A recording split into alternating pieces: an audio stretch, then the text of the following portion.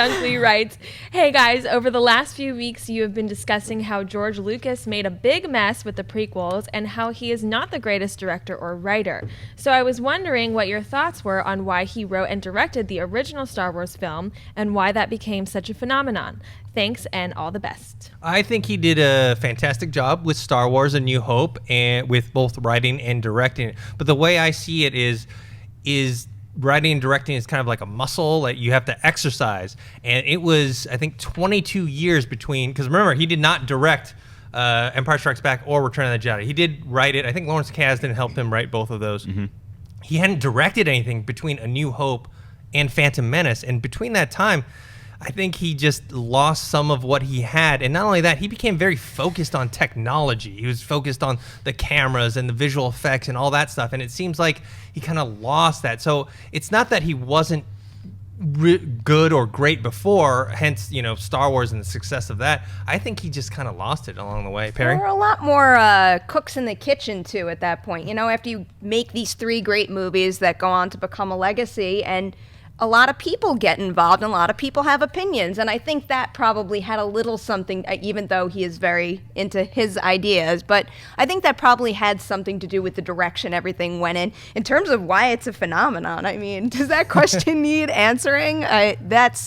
This kind of shaped my childhood because I love the world, I love the characters, and who doesn't want to just transport themselves to Star Wars for however many hours? Absolutely, yeah. Star Wars: A New Hope was great because George Lucas is a goddamn genius. That's why it's awesome, and you can say whatever you want about the prequels, which I'm not a fan of the prequels that much either, but I agree with Dennis and Perry. It's like when you take that much time off, and I know he did other movies, he had other projects he was involved in, but like Howard the Duck and Radioland Murders, I believe he directed both of those. And then he goes back to something like Star Wars where he has full omnipotence to do whatever he wants, and he's literally got no constraints. When he was in 1977 and trying to get Star Wars made, he had a lot of strings to hold him down, and he didn't have a big budget. That's pretty much the greatest independent film I've ever seen. And so when you can't do all the technological things that you wrote on paper, you're forced to exercise a different muscle that would be your storytelling ability. We need to focus on characters because we can't do all these grand ideas I have just yet. So then when you are able to do whatever you want technological-wise,